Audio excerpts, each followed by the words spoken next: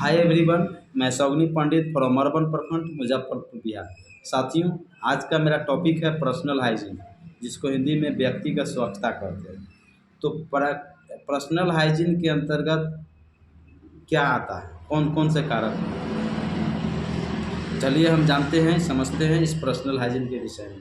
दोस्तों, ये मेरा चैनल है जिसका उद्देश्य है लोगों को बीमारियों से कैसे प्रिवेंशन किया जाए, कैसे रोका जाए जिससे कि बीमारियां नहीं हो, और दूसरी बात है बीमारियों से कैसे बचाया जाए, उस पर भी मैं इस वीडियो के माध्यम से मैं बात करता हूँ। तो अगर आप मेरे चैनल में नए हैं या पहली बार मेरे वीडियो को देख रहे हैं तो प्लीज़ लाइक ज़रूर करें, सब्सक्राइब करें। साथ ही साथ मैं ये भी बात करता हूँ आप लोगों से कि अगर आपके बच्चे या स्वयं अगर आप हेल्थ सेक्टर में आप करियर बनाना चाहते हैं तो उसका भी मैं कैसे आपको उसमें जाना है उस पर मैं सारी जानकारियाँ इस वीडियो के माध्यम से मैं देता हूँ। सारी चीज़ों को हेल्थ से रिलेटेड वीडियो रहता है, मैं आपके बीच आता हूँ और मैं आपको बतलाने वाला चाहता हूँ। तो चलिए बिना देरी किए हुए अभी सबसे पहले हम जाने व्यक्तिगत स्वच्छता, पर्सनल हाइजीन। दोस्तों, याद होगा कि पहले के समय में आपके दादाजी, आपके दादी जी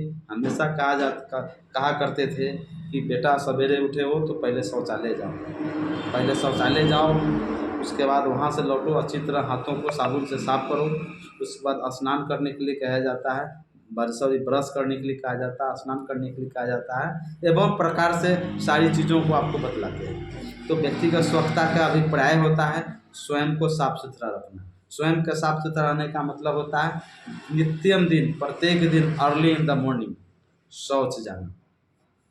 दूसरा होता है शौच से आने के बाद दांतों को अच्छी तरह तो ब्रश तो करना है, हाथ से साबुन से हाथ धोना ही है, इसके साथ साथ दांतों को अच्छी तरह साफ सुथरा करना, सफाई करना।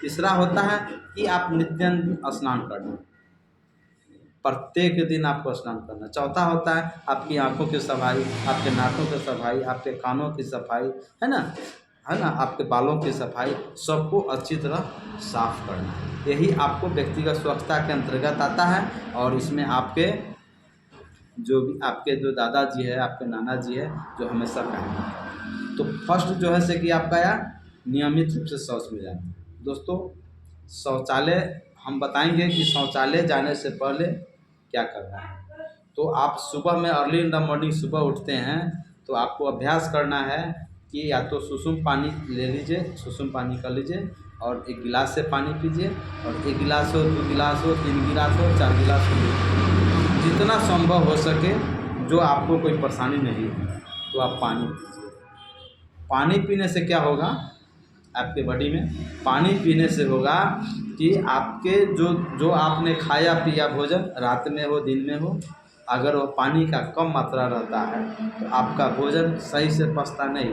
अब भोजन पचता भी है तो पैखाना सूखा हुआ और कड़ा पैखाना आता है, जिसके कारण आपका जो बड़ी आंत है, लार्ज इंटेस्टाइन है या रेक्टम है, मलाशय है, वहाँ सूख करके भित्ति पर सट जाता है, परत बाई परत हो जाता है और पैखाना काला हो जाता है। आप जाते हैं शौचालय, पैखाना में जोर लगाते हैं, इससे कभी कभी ब्लड भी आ जाता है और आप काफ़ी परेशान होते हैं। इसके लिए फिर आपको कॉन्स्टिपेशन को दूर करने के लिए लैक्टुलोज खाते हैं, ग्लूकोफ्लेक्स खाते हैं, लैक्सिलेटिव ड्रग्स लेते हैं।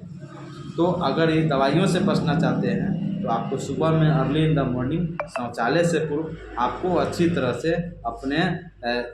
तरह से साफ बर्तन में पानी को उबाल लें और सुसुम होने के बाद आप अपने 1 गिलास से शुरू किए, 1 गिलास, 2 गिलास, 4 गिलास आप पानी पीजिए।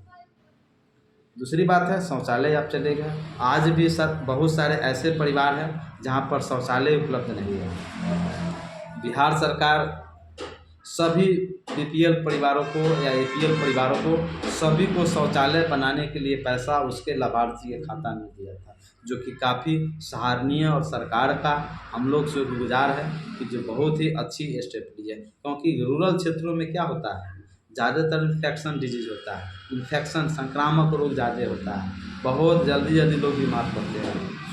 व्यक्तिगत स्वच्छता के वजह भी होता है और दूसरा वजह होता है जानकारी के अभाव, जागरूकता के अभाव।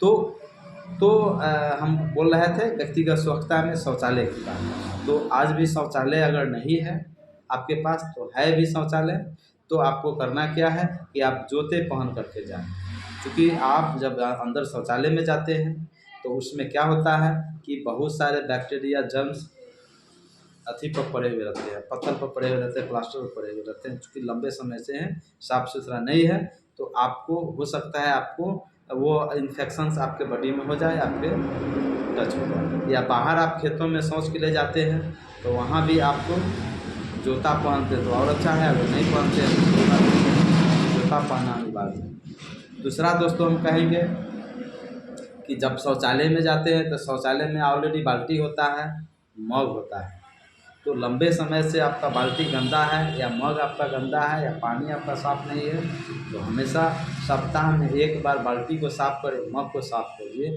नहीं उसको टच करते हैं, उसका इस्तेमाल करते हैं तो हो सकता है उससे आपका संक्रमण हो सकता है, इन्फेक्शन हो सकता है। तो आपको मगों को अच्छी तरह से आपको डिटर्जेंट से या ब्रश से हो या जैसे भी आप साफ़ कर सकें उसको अच्छी तरह साफ़ करें, मगों को साफ़ करें, जिससे कि इन्फेक्शंस आपको नहीं हो। हम बात कर रहे थे शौच के पश्चात, शौचालय के पश्चात जब भी आप बाहर निकलते हैं तो मिट्टी से हाथ नहीं धोना है। क्या करना है, आपको साबुन से अच्छी तरह हाथ धोना है, क्योंकि मिट्टी से अगर हाथ धोते हैं तो मिट्टी में ऑलरेडी पहले से बैक्टीरिया होता है ना।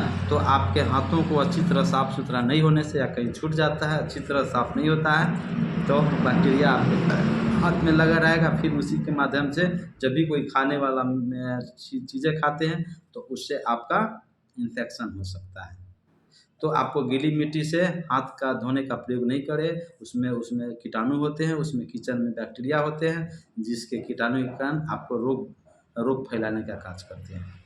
और मैं बात करूँगा कि भोजन करने से पूर्व, भोजन से पहले अच्छी तरह साबुन से हाथ धोना है। इससे क्या होगा, आप देख रहे हैं अभी आपका हाथ सूखा हुआ है, लगेगा कि बहुत साफ है, कुछ नहीं है, लेकिन अभी आप साबुन से हाथ धो के देखिए, पता चलेगा कि बहुत सारा गंदा निकलेगा, मैल निकलेगा, पता चलेगा कि ये बीमारी का जड़ था। तो हम समझते हैं कि देखने में साफ लगता है लेकिन वो साफ रहता नहीं है, इसलिए आप साबुन से अच्छी तरह से अपने हाथों को धोएं, साफ करें, जिससे कि आपको कोई इन्फेक्शन नहीं हो। क्योंकि होता क्या है कि आप अगर हाथ नहीं धोने का मतलब आप मैल खा रहे हैं, आप गंदे चीज़ें खा रहे हैं, जिससे कि आपको संक्रमण होगा। आपको नियमित रूप से स्नान करना है। स्नान करना है के मतलब है साबुन से ही स्नान करें, क्योंकि स्नान अगर करते हैं तो उससे क्या होगा कि आपके स्किन के अंदर जो भी मैल के कारण जो स्वीट ग्लैंड्स होते हैं, जो एक ग्रंथि होता है, जो बालें होती है, उस पर गंदा लग जाता है। अगर उसको साफ़ नहीं होगा तो धीरे धीरे आपको फुंसी हो जाएगा, स्किन संबंधित आपको समस्याएं हो जाता है। तो इस तरह से आपको समस्या उत्पन्न होता है, इसलिए आपको उसको प्रत्येक दिन आप आदत बना लें। जैसे भोजन करना आदत बन जाता है कि हमको सुबह में भोजन करना ही है, तो उस तरह से आपको डेली स्नान करना ही है। स्नान नहीं करने का मतलब है मैल खाने के बराबर होता है, गंदा खाने के बराबर होता है। कि आप चाहते हैं कि हम गंदा खाएं, ऐसा नहीं चाहते हैं, आप चाहते हैं कि मेरा हेल्दी हो, हम स्वस्थ रहें, तो आप स्नान करना है। दोस्तों, स्नान करने से फ़ायदा क्या होता है कि स्नान करने के दौरान आपका बालों की सफाई होता है, आपको नाखों की सफाई होता है, आपकी आँखों की सफाई होता है, आपका मुँह की सफाई, ब्रशों की सफाई होता है, आपके कानों की सफाई होता है, यानी ऑल ओवर बॉडी की सफाई हो जाता है और एक अलग तरह की एनर्जी पैदा होता है और हमेशा काम करने की इच्छा होगी। आप लगेगा कि हम फिर ताज़ा हो जाता है इंसान स्नान करने के बाद, देखिएगा रियली में बहुत फुर्ती आ जाता है। और आपको स्किन संबंधित जो गंध, जैसे कभी-कभी जो सुनते हैं कि दिनाय हो गया, दाँत खाज हो गया, फुंसी हो गया और बहुत सारे ऐसे स्किन इन्फेक्शन सुनते हैं, वो इन्फेक्शन होता कहाँ से है? या तो इम्यूनिटी पावर लो होता है उसके, और 95% आपको इन्फेक्शंस आपको गंदगी के कारण होता है। तो समझ लीजिए कि स्नान करना ज़रूरी है।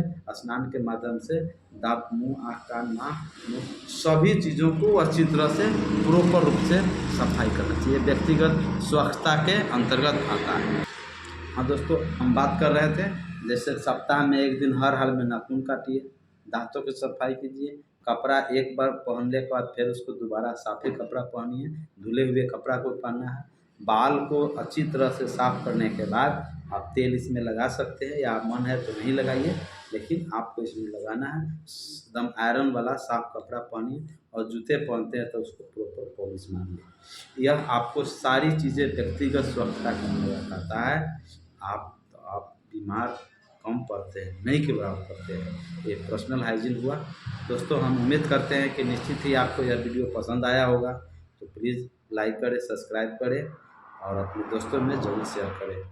तो आप सभी को इस वीडियो को देखने के लिए बहुत बहुत धन्यवाद। मैं आपका आभारी हूँ, और साथ ही साथ मैं अगले वीडियो के साथ फिर मैं आऊँगा। तब तक के लिए मैं आपसे विदा लेता हूँ। जय हिंद, जय बिहार। धन्यवाद। आप हेल्दी रहें, आप स्वस्थ रहें।